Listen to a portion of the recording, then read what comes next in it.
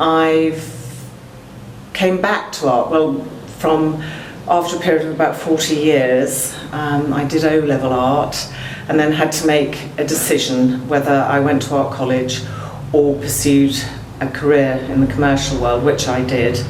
But the art was always niggling, it was always there, and I couldn't let go of it. And then finally I was fortunate enough to come to the end of my working career and find the time to pursue what I had wanted to do.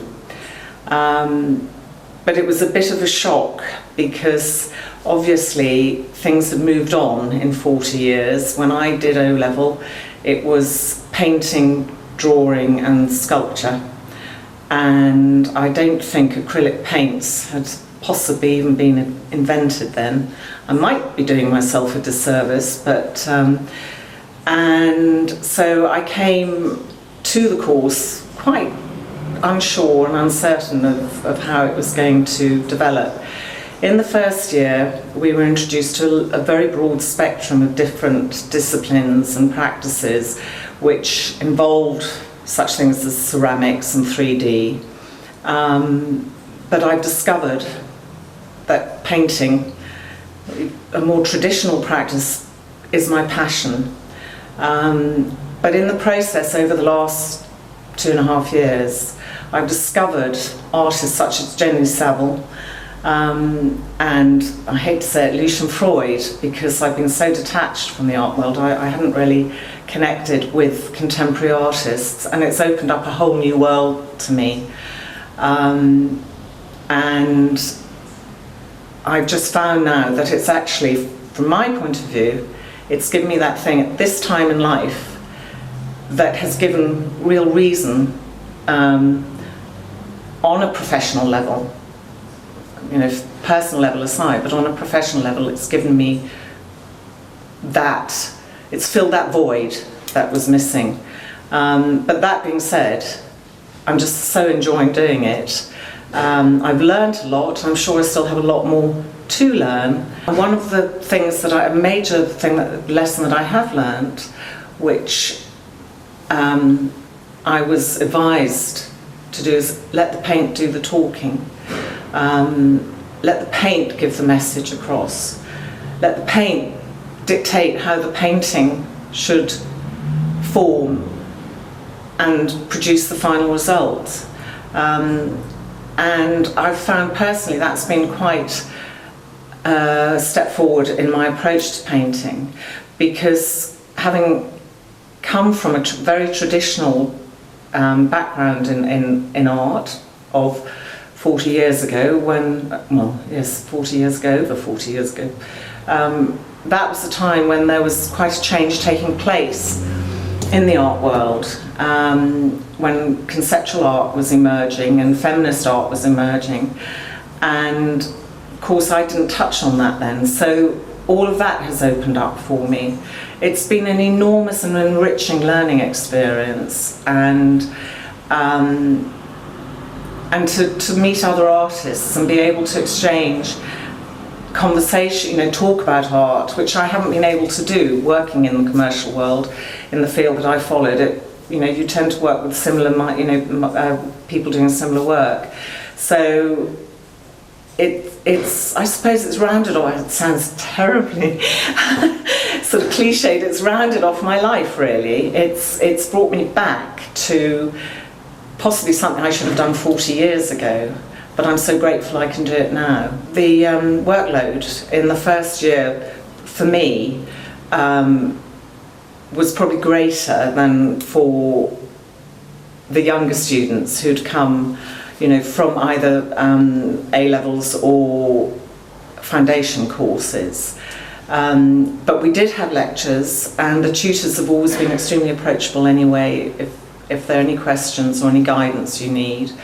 I did have a degree, so from the academic side I was all right. I was fairly set up. I think personally, from my point of view, that was a great help, because I could then concentrate on the practical side of things.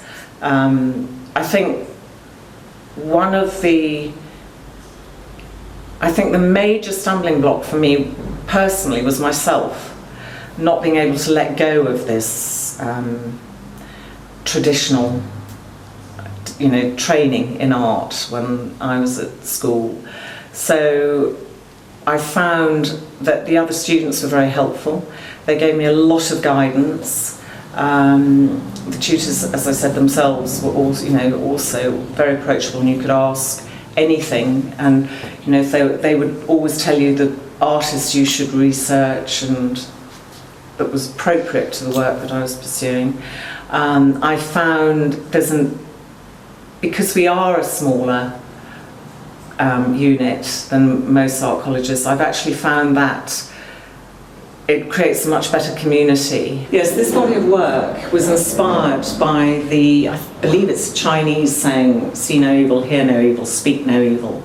But I've related it to the concept that children are often forced to keep family secrets, that if things go on in the family, they're told to keep quiet about it or pretend they haven't seen it or heard it, which leads to a distorted view of reality, because what they're witnessing outside the family doesn't actually relate to what's happening in the family, and what they are encouraged to promote of what the family is doesn't actually relate to what it is.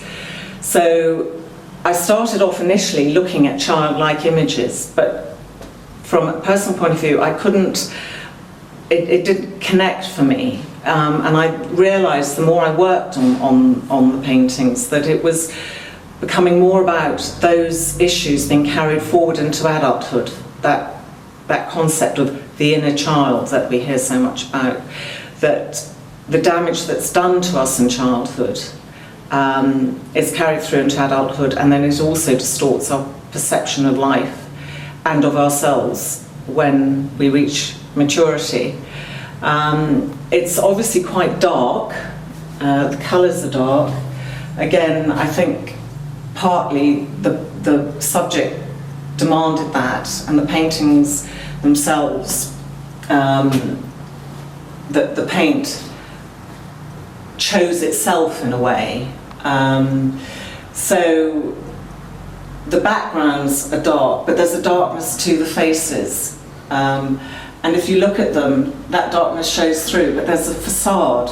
The faces, because the paint is built up in layers onto it, they're like masks hiding what the darkness inside, the psyche. This was a very initial sketch that I did, literally without an image to copy. It just was something I did from my head. And I started using palette knives, which I haven't really done before, but I like the effect of it. The ground is an acrylic, and the ground behind the face is an acrylic, but then I gradually started building it up with oil paints. So these were little sketches. These three small paintings were all sketches, part of that. So the work gradually developed until eventually the final piece incorporated the ideas of all that had gone before. So in the background there are the unseen figures. They're just there. The see no evil, the speak no evil. No, sorry, that's the hear no evil, the speak no evil. But the see no evil, I haven't hidden the eyes, because the eyes are the thing that actually reveal what is inside. The initial work finally brought me to this painting, where we have the hear no evil, speak no evil, and see no evil. Now the eyes aren't covered, but that is a deliberate choice. It's the eyes looking out into reality. But behind it is this darkness that's been carried through from childhood. Again, I've used palette knives and brushes and built the paint up, which gives the face a dimension, but it is a mask again. It's a mask that hides what is behind the eyes. These three paintings are a more traditional representation of the subject. And the processes I've used on these paintings are more traditional as well. I've used scumbling and glazing, and obviously they're a more realistic representation of the figures. But again, initially I tried to make them look childlike, but it just didn't work. The figures themselves seemed to dictate how they wanted to be presented. And I realised after a while that there was no point fighting it, just to let it happen. The final two pieces, again, are a variation on the mask of hiding the darkness behind. They're just different ways of doing it. And that, I underpainted it and then I glazed it. And this one, again, I just underpainted it, but I used very random strokes with paintbrushes and an iridescent paint. I decided I'd try and see how that worked, and I actually think it's given quite a life to the painting.